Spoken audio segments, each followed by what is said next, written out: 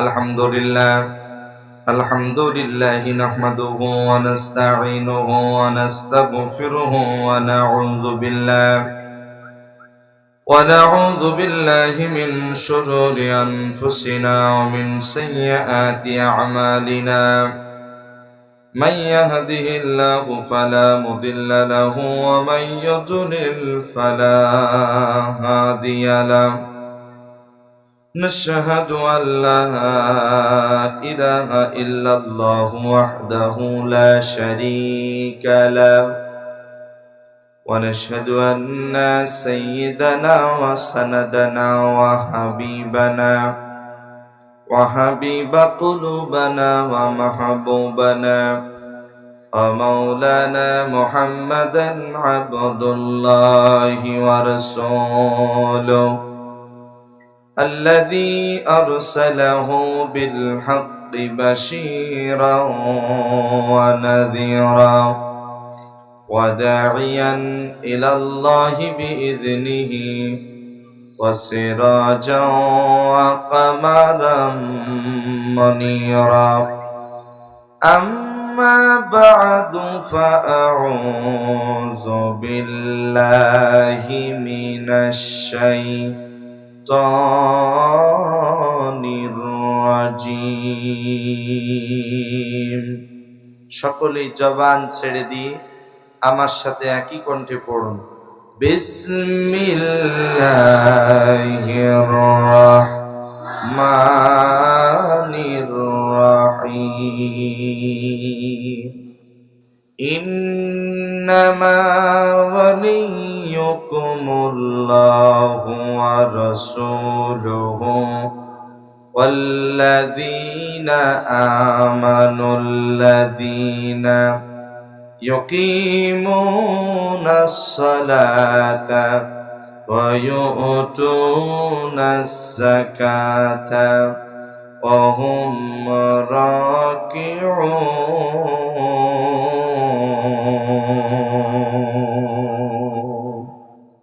وقال تعالى لقد كان لكم في رسول الله أسوة حسنة إن الله وملائكته يصلون على النبي يا أيها الذين آمنوا صلوا عليه وسلموا تسليما اللهم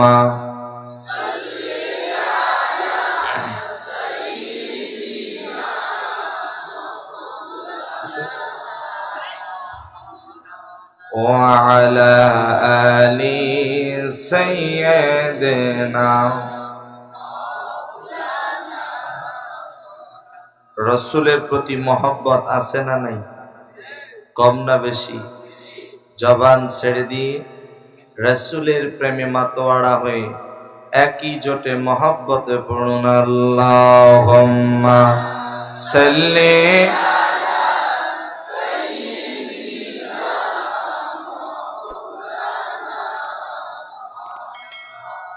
وعلى آل سيدنا।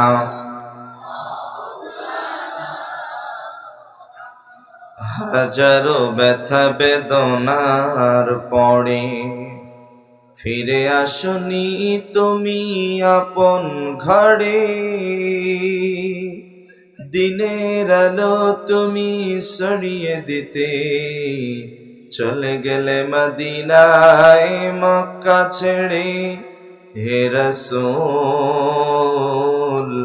তোমাকে ভুলি আমি কেমন করে, হে রাসূল তোমাকে ভুলি আমি কেমন করে। আল্লাহুম্মা সাল্লি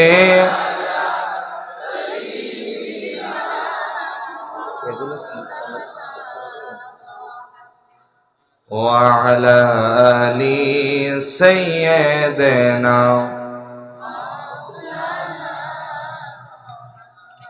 খেয়ে না খেয়ে দিন প্রচারের কাজে নিজেকে দিয়েছ বিলিয়ে, তাই ফের কাফিরেরা চিনল না আলো, দুষ্ট ছেলেদের পিছু দিল লেলিয়ে। পাথরের আঘাতে ক্ষত বিক্ষত হয়ে সারা শরীর থেকে রক্ত ঝরে। হে রাসূল, তোমাকে ভুলি আমি কেমন করে। আল্লাহুম্মা সাল্লি আলা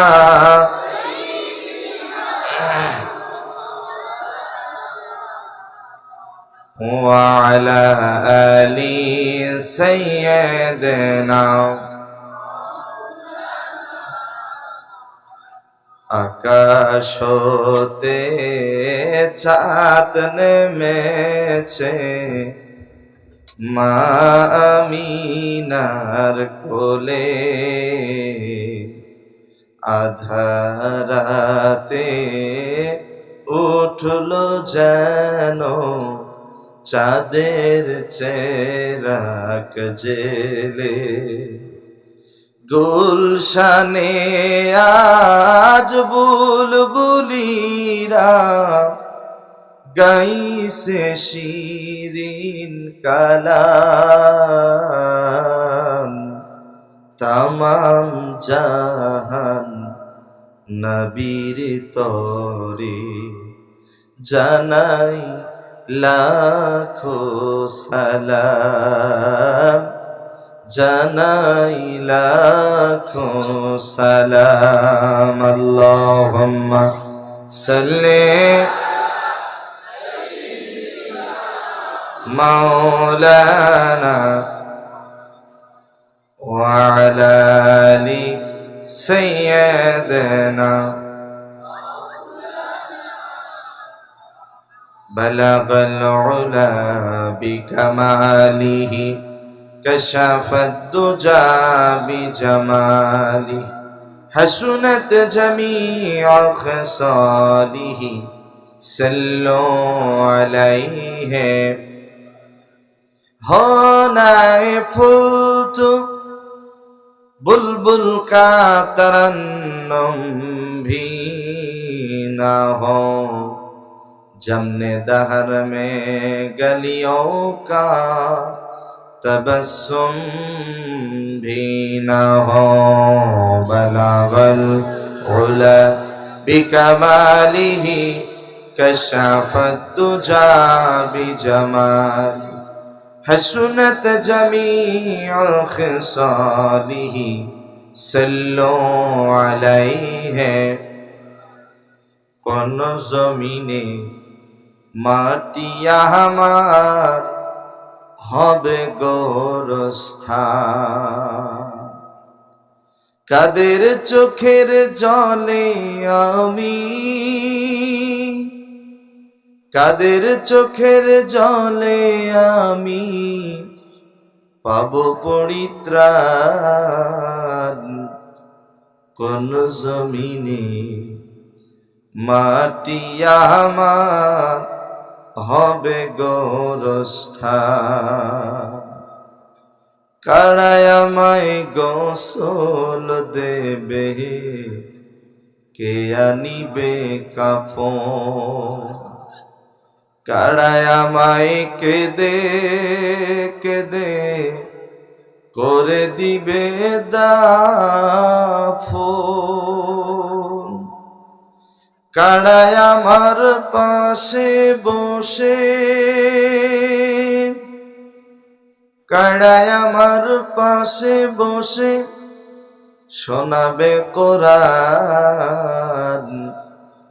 কোন জমিনে মাটি আমার হবে গোরস্থান, কার কাঁধে চড়ে আমি কবর দেশে যাব,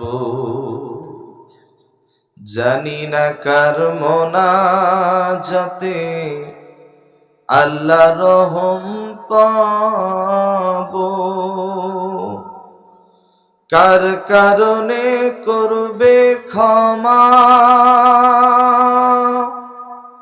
কার কারণে করবে ক্ষমা আল্লাহ মেহেরবান।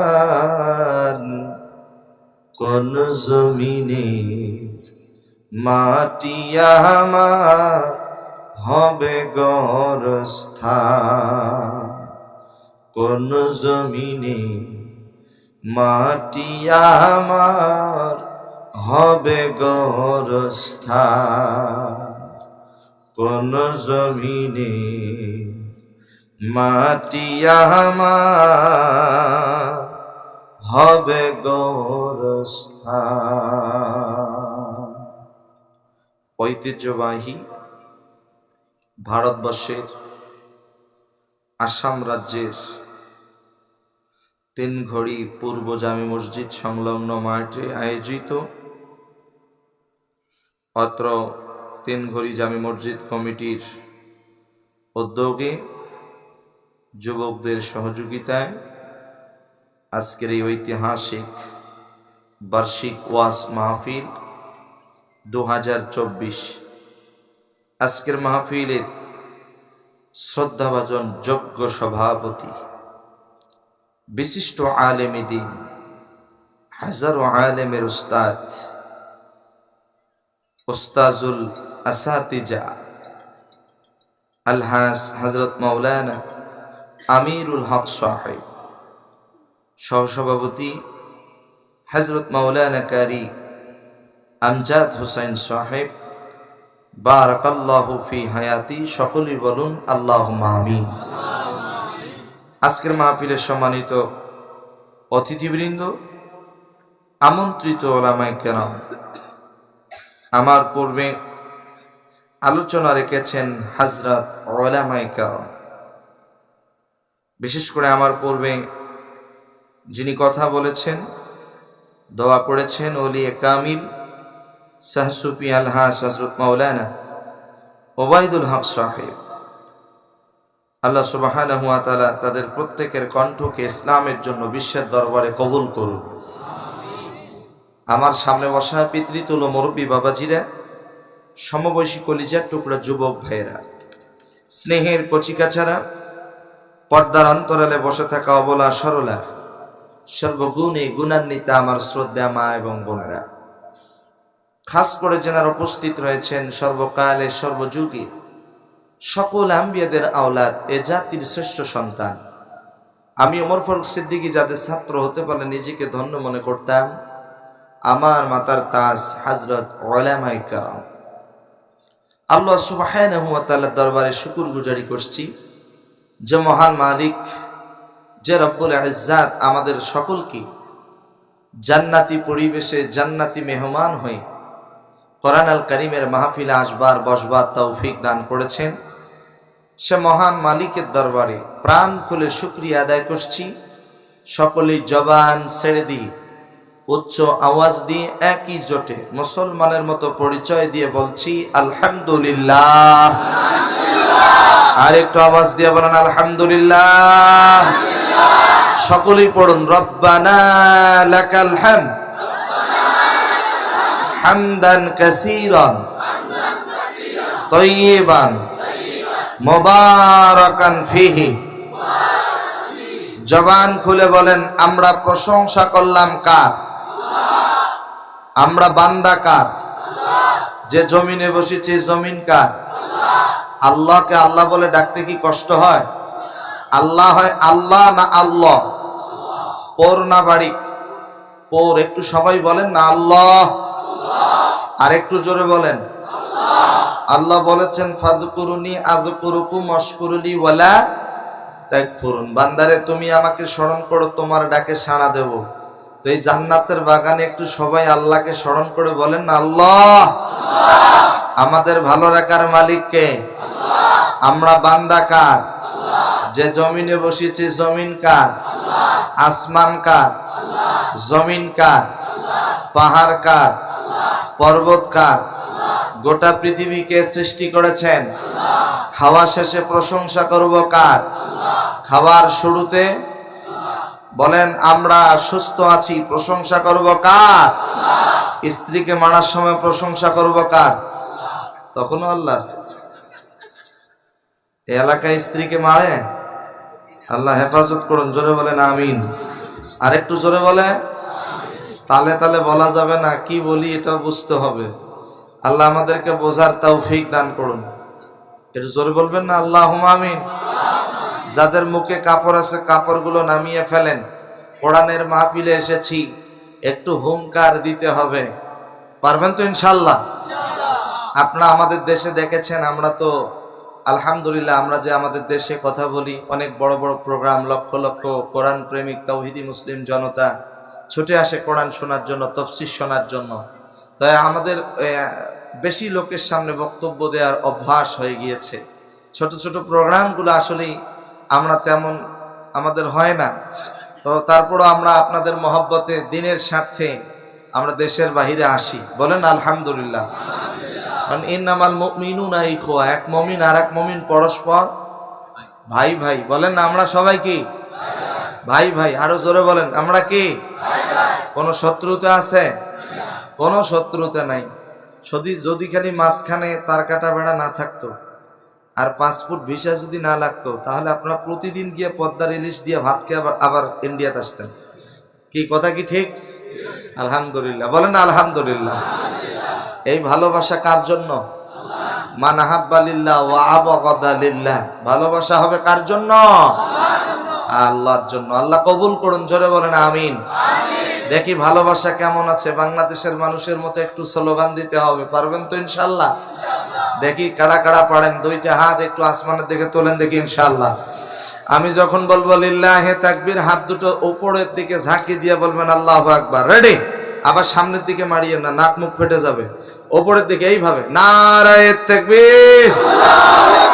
হয় নাই যুবকের মতো নারায়ে তাকবীর। আল কোরআনের আলো, আল হাদিসের আলো। কোরআন আছে যেখানে, হাদিস আছে যেখানে, বেনামাজি যেখানে আছেন নাকি?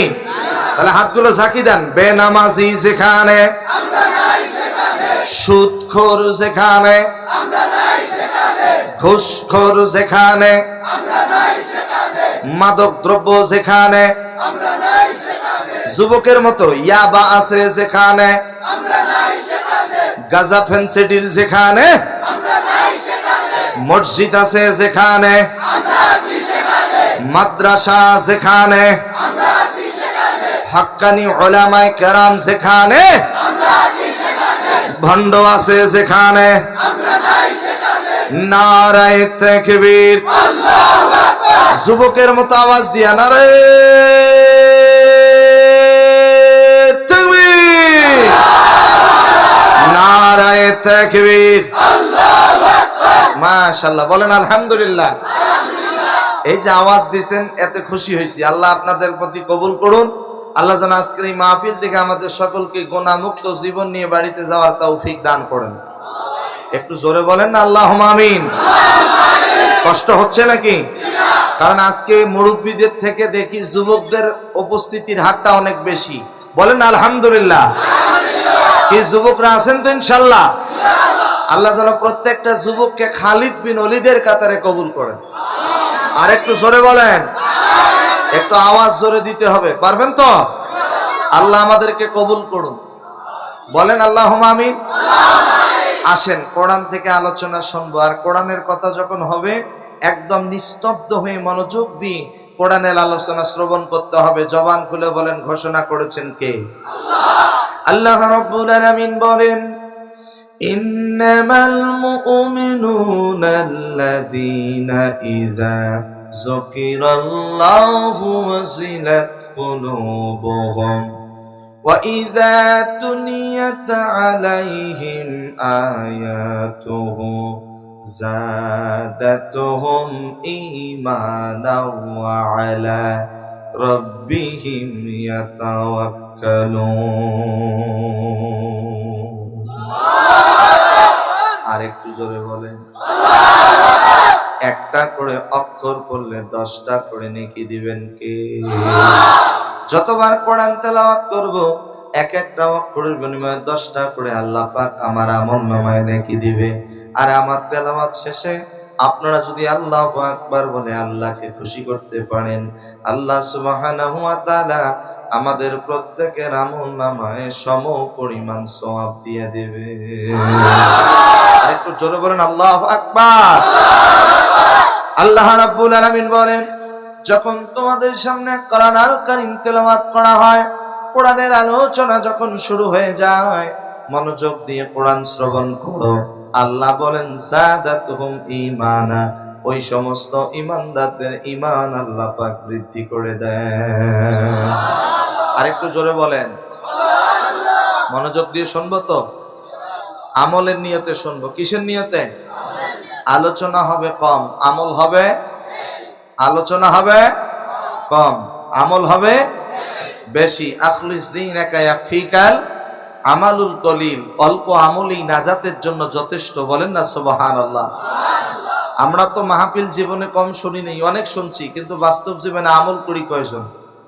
কথা বলেন না কেন? বাস্তব জীবনে আমলের দিক দিয়ে গেলে একদম আমরা পিছিয়ে আছি। এজন্য আলোচনা আমরা মনোযোগ দিয়ে শুনবো, কারণ আজকের মাহফিল আমাদের জীবনের শেষ মাহফিল হতে পারে। আজকের মাহফিলের মোনাজাত আমাদের জীবনের শেষ মোনাজাত হতে, কথা বলেন না কেন, পারে। যে কোনো মুহূর্তে মসজিদের মাইকে অ্যালার্ম করা হবে অমুক আর দুনিয়াতে বেঁচে নাই।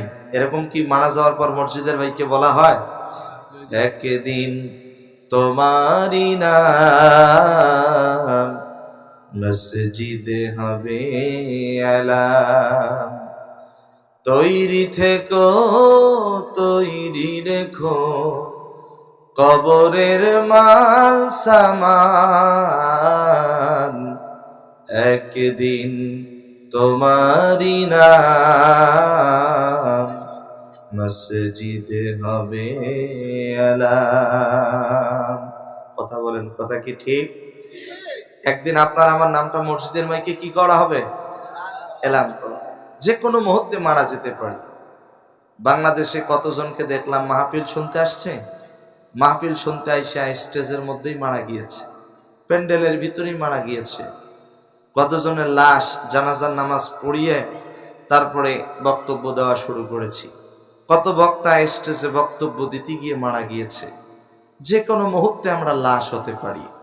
চোখেরই পলকে তুমি হতে পারো লাশ, চিরতরে বন্ধ হবে তোমারি নিঃশ্বাস, হবে আলাম তোমারি নাম মসজিদের মাইকে,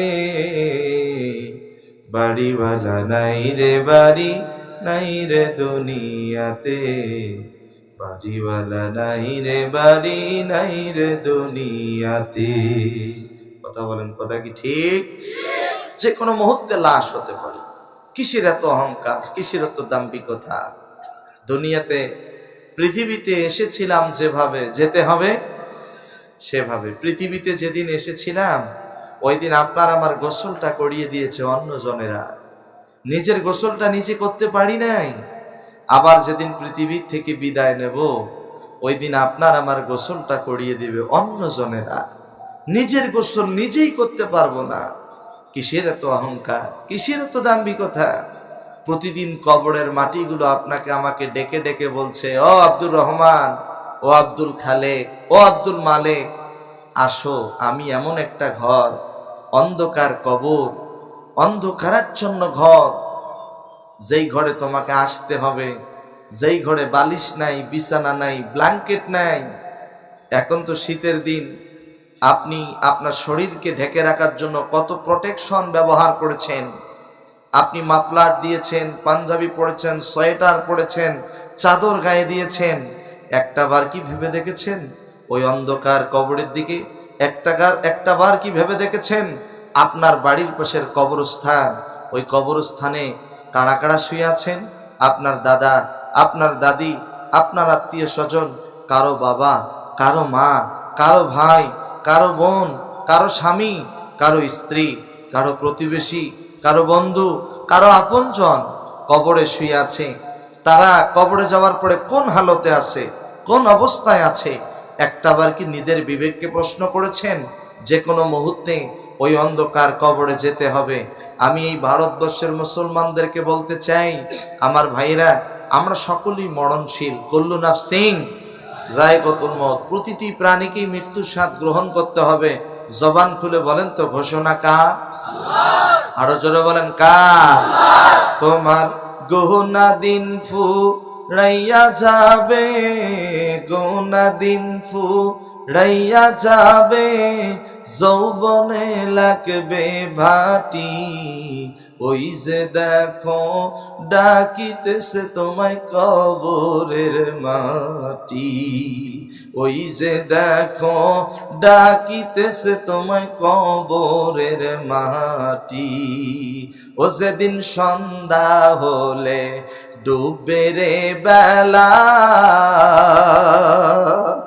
এক পলকে ভেঙ্গে যাবে তোমার রঙেরই মেলা, কারে দিবা তুমি জোরে ধমক, কারে দিবা তুমি জোরে ধমক, কার মাথায় ভাঙবা লাঠি, ওই যে দেখো ডাকিতেছে তোমায় কবরের মাটি, ওই যে দেখো ডাকিতেছে তোমায় কবরের মাটি। কথা বলেন, কথা কি ঠিক?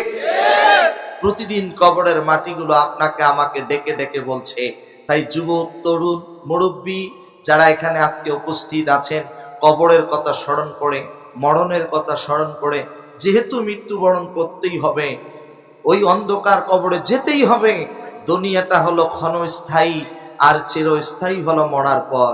এ যুবক, একটাবার নিজের বিবেককে প্রশ্ন করে দেখো, আমরা বেঁচে আছি, এটা কিন্তু অস্বাভাবিক, কিন্তু মৃত্যু হবে, মৃত্যু হবে, এটাই হলো স্বাভাবিক। যে কোনো মুহূর্তে আপনি পৃথিবী ছেড়ে চলে যেতে পারেন। নিজের বিবেককে প্রশ্ন করে দেখেন, একটা সন্তান যখন পৃথিবীতে আসে, 9 মাস আগে বোঝা যায়, জানা যায় যে সন্তানটা পৃথিবীতে আসবে। কিন্তু আপনি আমি যখন পৃথিবী ছেড়ে চলে যাব, 9 সেকেন্ড আগেও বুঝতে পারবো না যে কখন পৃথিবী ছেড়ে চলে যাব। 9 সেকেন্ড আগেও বুঝতে পারবো না। আপনি খেয়াল করে দেখেছেন, আপনার এলাকায় একজন মা, একজন বোন হয়তো এরকম খবর পেয়েছেন, 3 মাস 4 মাস প্রেগনেন্ট হয়েছে, পেটে বাচ্চা, হঠাৎ করে শোনা যায় পেটের বাচ্চাটা নষ্ট হয়ে গিয়েছে। এরপরে দেখা যায় সন্তান প্রসব করার সময় সন্তান ইন্তেকাল করে। আবার কোন কোন সন্তান দেখবেন 2 বছর, 3 বছর, 4 বছর বয়স হতে হতেই ইন্তেকাল করে, মারা যায়। কিন্তু আপনি আমি মায়ের পেটে যখন ছিলাম, আল্লাহ বাঁচিয়ে রেখেছেন। মায়ের পেট থেকে যখন পৃথিবীতে এসেছি, সুন্দর করে আপনাকে আমাকে পাঠিয়েছেন। আপনার বয়স 3 বছর, 5 বছর পেরিয়ে, 10 বছর পেরিয়ে, 10 বছর থেকে 20 বছর পেরিয়ে, 30 বছর, 50 বছর, 40 বছর চলে গিয়েছে। অতএব আল্লাহ আপনাকে এখনো বাঁচিয়ে রেখেছেন। আল্লাহর প্রশংসা আদায় করে এতটুকুন আল্লাহকে বলতে হবে, আর বুঝতে হবে যে আল্লাহ আপনার দ্বারায়, আমার দ্বারায় পৃথিবীতে এখনো কোনো ভালো কাজ করে নেবেন, এই জন্য আপনাকে আমাকে এখনো বাঁচিয়ে রেখেছেন। বলেন না আলহামদুলিল্লাহ? আর একটু জোরে বলেন না আল্লাহু আকবার। আপনাকে আমাকে এখনো পর্যন্ত বাঁচিয়ে রেখেছেন, জবান খুলে বলেন তিনি কে? আরো জোরে বলেন কে? আল্লাহ যে আপনাকে আমাকে বাঁচিয়ে রেখেছেন। কেন বাঁচিয়ে রেখেছেন? আর যতদিন বাঁচবো, কার সাথে বাঁচবো, কার সাথে চলবো, কিভাবে চলবো, চলার মাধ্যমটা কেমন হবে, আমাদের বন্ধু কারা হবে, আমরা কাদের সাথে মিশবো, এই ব্যাপারে আমি আপনাদের সামনে 2টি আয়াতে কারিমা তেলাওয়াত করেছি। প্রথমত তেলাওয়াত করেছি সূরা মাইদার 55 নম্বর আয়াত। আল্লাহ পাক এই আয়াতের ভিতরে বলেন, তোমাদের বন্ধু হবে 3 জন। একটু জবান খুলে বলেন তো, আমাদের বন্ধু হবে কয়জন? 3 জন। আরো জোরে বলেন, কয়জন? 3 জন। আল্লাহ রাব্বুল আলামিন বলেন, যারা পড়েন আমার সাথে পড়েন, বিসমিল্লাহির মানির ইন্নামা ওয়ালিয়ুকুমুল্লাহু ওয়া রাসূলুহু ওয়াল্লাযীনা আমানুল্লাযীনা ইউকিমুনাস সালাতা ওয়া ইউতুনাজ যাকাতা ওয়া হুম রাকিউন।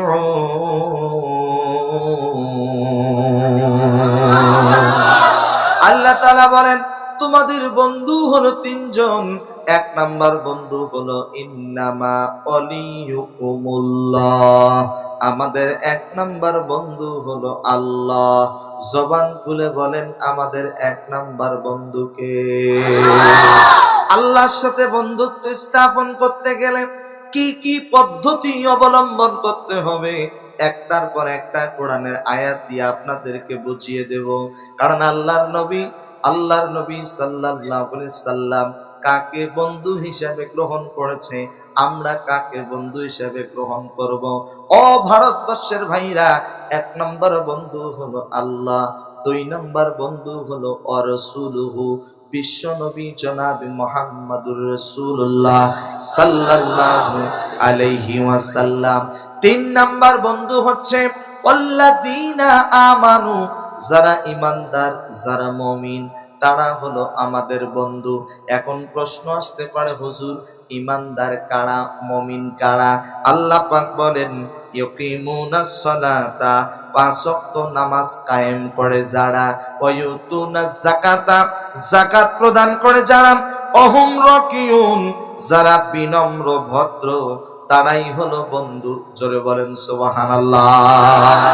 কোন বেনামাজি আমাদের বন্ধু হতে পারে? আসতে বলবেন না, জোরে বলেন পারে। কারণ নবীজি বলেছেন মান তাশাব্বাহা বিকওমিন ফাহুয়া মিনহুম, দুনিয়াতে যার সাথে যার মহব্বত, কিয়ামতে তার সাথে তার হাসর নাসর হবে। ও যুবক, তোমার বন্ধুত্ব যদি থাকে বেনামাজির সাথে, তোমার বন্ধুত্ব যদি থাকে একজন মদখোর, গাঁজাখোর, ইয়াবাখোরের সাথে, তাদের সাথে তোমার হাসর নাসর হবে। কোন বেনামাজি, কোন মাদক দ্রব্য, যারা মাদক দ্রব্য সেবন করে, যারা ড্রাগস গ্রহণ করে, তাদের সাথে আমাদের কোনো সম্পর্ক থাকা যাবে? জোরে বলেন যাবে? জবান খুলে বলেন তো আমাদের এক নাম্বার বন্ধু জানো কে? দুই নাম্বার বন্ধু কে?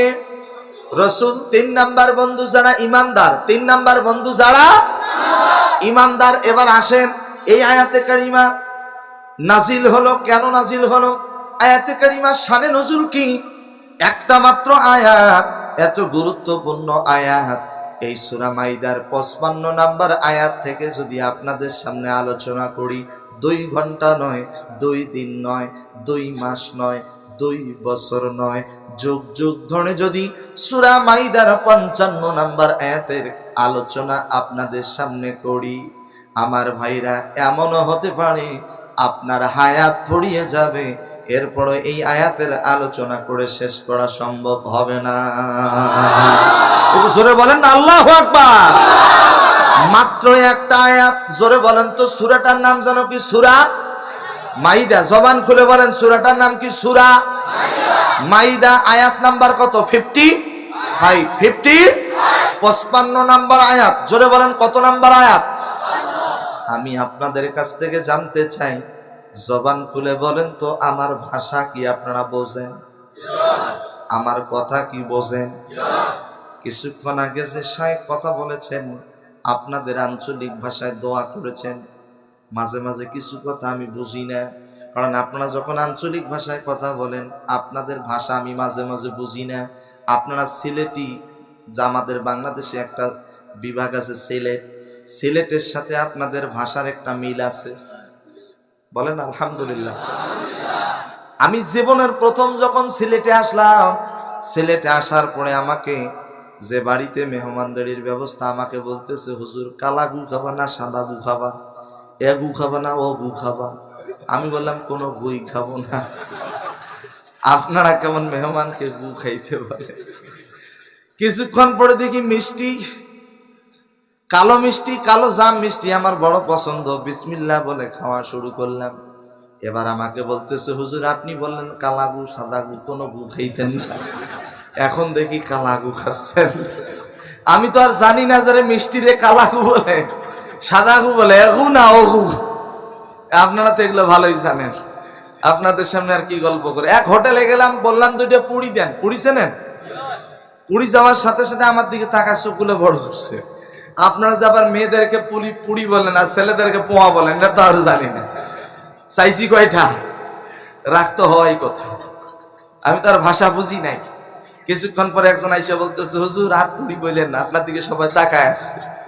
আমাদের এদিকে মেয়েদেরকে বলে পুরি আর ছেলেদেরকে বলে পোয়া। তখন মাথাটা নিচু করে আল্লাহকে বললাম, আল্লাহ তুমি আমার হেফাজত করছো, একটা চাইতাম তাও হইতে, বলে চাইছি দুইটা।